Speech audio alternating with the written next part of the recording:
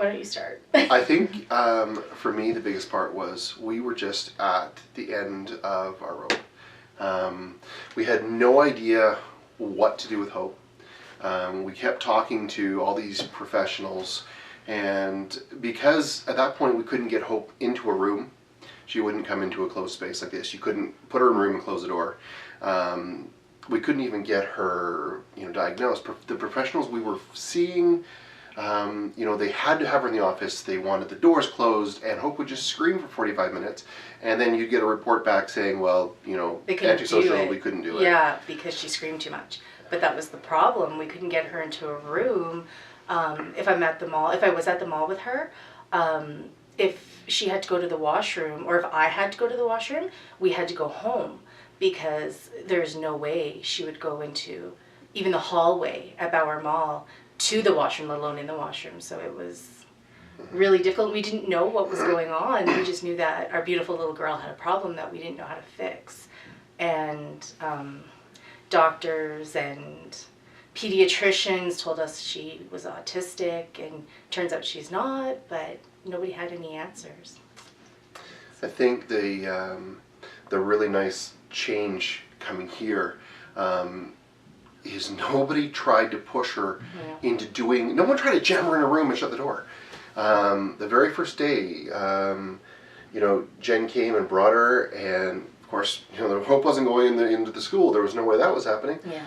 Barb came outside, and it was like, oh, wait a minute, someone actually understands what's going on, and someone's finally willing to help us. And that was the huge relief, was people finally getting here. People understood what was going on, knew what was, I'm not going to say wrong with Hope, but knew what Hope needed and how to get her on, and didn't see it as a impossibility. It was, oh, okay, yeah, no, we can do this. Yeah. We can fix her. We can help her. We can, let her move on and live a normal life. And the difference, the transformation in Hope it's been 4 months, is night and day. Like their very first day here, she wouldn't go in the school at all. I mean, she was outside, and even getting close to the door, she would start hyperventilating, and I'm trying to stay calm for her, but as a parent, you're worried sick.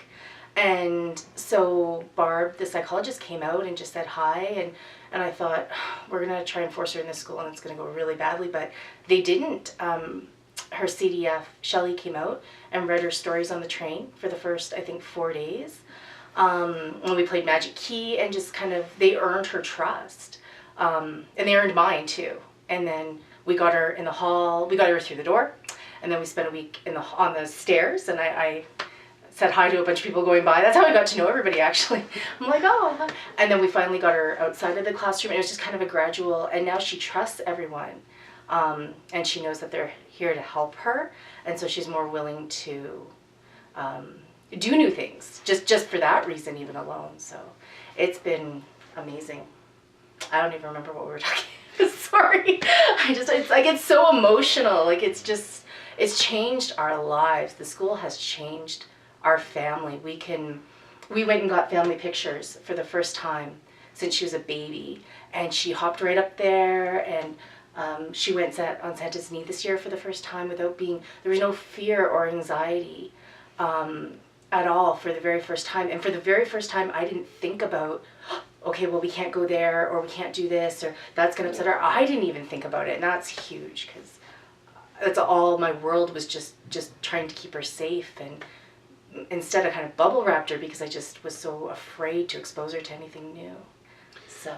And it was hard going anywhere. You couldn't take her anywhere, because she would react so badly. And strangers around you give you that look like, oh, your kid's just a brat because she's screaming. There's a lot of judgment. They don't understand what's going on. They don't know. I mean, we didn't understand what was going on, so I can see how people would think that, but you already feel like a failure and horrible parents, because your child needs help, and you're supposed to be able to do that for them. And so I remember coming in, and Ryan stayed outside with her, and just everybody smiled, and you can feel, when you walk in, you can feel the support, and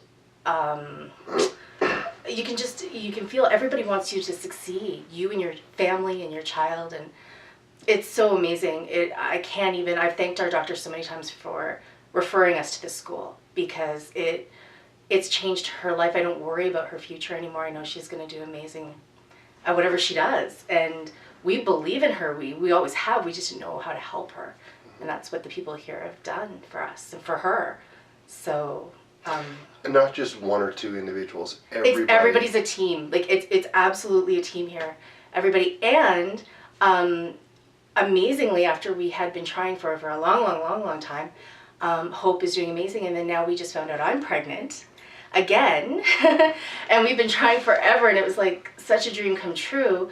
And I know now, well, you know, if something happens and this child has special needs and needs help, I know the school's here, and that just makes me, I sleep at night, knowing that if this child needs help as well, like, you guys will be here for that. So that's pretty amazing.